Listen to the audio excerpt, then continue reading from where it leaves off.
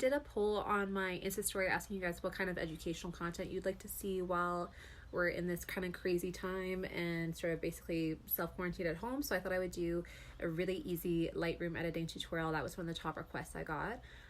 This is for the free Lightroom mobile app. So just an FYI, you can get the desktop one, which allows for more kind of granular and fine-tuned editing, obviously for actual images from your camera. You can use images from your camera though on mobile as well. You just have to transfer over to your phone, but it's really an easy app once you're into it, and I find the editing is just amazing as far as having presets wherever else, so you can also edit from scratch. So follow along. I hope you guys love it. If you have any questions, let me know in the comments. So once you have the Lightroom mobile app downloaded on your phone, you can go ahead and open that. I typically just use Lightroom mobile for my Insta story pictures and whatnot, so I just keep it all in all photos and periodically delete everything in there. But if you wanted to, you could go ahead and create different folders for trips or whatever else to make organization more easy. But we will just go ahead and open up all photos, and you can see kind of like the last few photos I've used for the past couple of weekends there. And if you want to go ahead and add photos, you can just add from your camera roll, whether it's pictures you took on your phone or you kind of transferred over from a camera. You can go ahead and select whatever you want from there and bring it in, and they'll show up there in all photos. So I want to kind of go through and edit a couple from this last weekend. So I'll go ahead and open up this shot I got while I was out on my paddleboard. Very kind of typical my style, like very blue ocean shots. I just am like an ocean girl, so I love anything to do with that. So the first thing I always do is I go ahead and pick my presets. So you obviously could skip this part if you don't have any presets. I will be selling these presets soon, which I'm really excited about. As you can see, naming wise right now, they're just kind of named very accurately for what I typically use them for. They'll have some different names for the classic set coming soon when my new website's launched. But I just typically go through and I click on each one and just determine which one is going to be the best fit for the picture from the get-go. So I have beach, bright, landscape, which is more of a kind of saturated one, landscape 2, which is more so kind of a more intense one, snow that I use for snowy shots, and sunset. You can't really see it here because it's more of a blue tone, but sunset has some really great kind of pink tones, and that's why I love it so much for any sunrises or sunsets. So I typically just kind of click on the different ones and just figure out which one's going to need the least amount of editing afterwards. So I think I'm going to go for bright with this one. And then the first thing I always have to do when I shoot a kind of blue sky like this is, for whatever reason, my iPhone always has this dark spot on the like upper left corner. So I go in and pick healing, and you can just pick your brush here, stamp on whatever you're trying to cover and to correct, and then you can just kind of pick the background that you'd like to kind of copy and paste from and hit the check mark, and it's as easy as that. So if you really didn't want to do too much editing, you could literally just hit auto, and it's usually pretty accurate. Like, it'll do a pretty good job of adjusting a picture, but I'm obviously going to walk you through how to do it yourself so you can make it just as you like it. So open up light, and that will kind of control exposure, contrast, your highlights, your shadows, whites, blacks, etc. You can even go in and adjust your curve. This picture is shot quite bright, so I'm just going to bring down the exposure a little bit. And I find the shadows have been a bit too lifted here, so I'm going to bring down the shadows a bit and bring down the whites. And that's good with the light there. You can always just toggle back and forth by holding your finger on the photo so you can see what the before and after looks like. And then I'm going to come into colors. So as you can see, all the kind of settings that the preset already has are on there. And I usually don't mess around too much with temperature at that point. I usually have it the way I like for those presets. But just an example, you can kind of go and take it very low into the cool. If you bring it up into warm, it tends to make it more of that kind of vintage look. If you ever want to go back on something, you just hit that backwards arrow at the top there. But I will go in vibrance and saturation, all that looks great. What I like to do more than anything is to go into my specific colors. You hit mix there, that top right one in the toolbar. And this lets you control the saturation, the hue, and the luminance, which is basically the intensity of each color. This one is going to be all about the blues. So I'm just going to go ahead and drop down the saturation of the blue just a touch. I'm just finding it's like quite blue. And luminous will just really control the intensity and the lightness of a specific color. So if you bring it down, it'll be a lot more of a kind of like rich, darker blue. But I just want to make it a bit airier actually. And then aqua, I'll bring down a little bit. And it's fun to play around, especially with oceans, with aqua and blue, because you'll really get some nice contrast there. Clicking into effects now, I have clarity quite high. That just creates this really amazing texture between shadows and between highlights.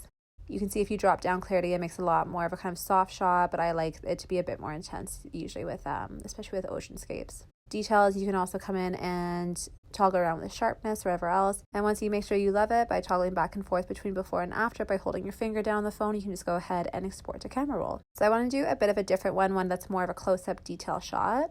These are some cherry blossoms I got while I was in Palo River. They're starting to come out there, which is really exciting. And first thing that I do, as always, is scroll over to the right and open up presets and figure out which one I want to work with. I typically use beach for a lot of my travel shots, the kind of sandy tones, whatever else. It just works really well for that. Landscape I use a lot in places like Scotland and Ireland, where I want something a bit richer and a bit more moody. And snow I use a lot for cityscapes. So it just goes to show that like these are just kind of my general naming conventions. I'm going to be changing them once they're actually released. So I'm loving the like very pink tones that sunset brings out, but I'm going to have to go ahead and fix that blue a bit. So I'm just going to go ahead and go over to color. I love the lighting and everything, so I think that's all fine. But blue, I'm going to bring down the saturation quite a bit and really bump up the luminance. Now I'm going to go into red, and just to show you the difference, you can really kind of bring it over towards a more orangey or towards a more magenta sort of side. It's just total preference. For me, I typically bring it down more towards the magenta-ish side, but I like to also balance by going in then to magenta and bring it more towards the red. It's just totally personal preference, and that's the whole part, is that I'd really encourage you specifically in the colors to play around and really find out your specific style. So everything kind of clarity-wise and whatever else I am loving. I'm actually going to go ahead and add a bit of a vignette, so kind of adding a kind of darker border almost to the image, just because, especially because I shot this in portrait mode, I love how those flowers in the center just take center stage. So I'm just going to bring down the vignette a little bit. You could also take it up the other way, which would create a more airy effect, but I'm just going to bring it down a little bit. It's not going to darken the image much. It just kind of helps add that sort of effect of really like popping the center blooms. And now that I love that and toggle back and forth, I can go ahead and export it to my camera roll. And so I just want to do a proper sunset shot now. If you guys have been following me for a while, you know that sunsets and sunrise shots are like my favorite things to shoot. So I'm going to go ahead and open up this really moody sunset that we got on the way over to the cabin this last weekend. For me, it's kind of always a no-brainer. I just go ahead and open up sunset right away. I always use it as a default for any sunrises or sunsets. I actually really don't have a good eye for straighting images. This usually takes me a couple tries. On desktop, it's usually a much easier process because it's auto and it's quite like accurate always, but just going to go ahead and try to straighten this out a little bit here. And because it's so moody, it's almost too much contrast here. So I'm going to just go ahead and bump up the shadows quite a bit. Bump up the blacks and lift them a little bit. I'm going to bring down the whites so that it's not so high contrast. And I'm just going to reduce the overall contrast quite a bit too. Going to mix now, I'm just not loving the yellow at the horizon there, so I'm going to go ahead and open up yellow. I tend to like my yellows to be more on the orange side for sunsets. It's just a bit of a softer look than when they're kind of that more greenish tone. And just bumping up the luminance to make it a bit less intense. Opening up orange now, I'm going to go ahead and just toggle around and play around with it a bit. I kind of love bringing out the pinky reddish tone, so kind of if you bump it over that way, it tends to work really well to bring that out. And in red, sort of same situation. I like to bump it over a bit more towards that sort of magenta tone that I like, and then just play around with luminance. Very important for sunsets and sunrises is purple, actually, and it's one that's also overlooked oftentimes when you're editing for blue shots, like kind of like more oceany blue sky shots. So it can really control what the sky looks like. And just as an example, here's the hue. If I bump it all the way over to the other side, it totally changes the shot. It kind of takes away from that sort of really soft, beautiful pinkness, and purple actually controls a lot of your sky. So that's just something to keep in mind. I like to move it quite a bit over to the magenta side. I just think it creates this really dreamy effect. And I'll just bump up the saturation and the luminance a little bit just to kind of bring up that softness and that vibrancy. And because it was actually a pretty choppy, rough day out on the ocean, I'm finding that I'm just not loving the clarity in the waves. I kind of want to bring that down. So I'm going to remove the clarity altogether and bring down the sharpness, and it just helps create a more gentle sort of soft effect. And that's it. I hope you guys love this tutorial. I, again, am really excited to be sharing my presets with you guys soon. I will let you know when those are live, but also just hope that you guys got some tips and tools out of this and that you're able to apply this, whether you're editing from scratch or with other presets. Would love if you end up using any of these tips for you to send me kind of like the end result of your photo editing adventures via DM. And that's it. Thanks so much, guys.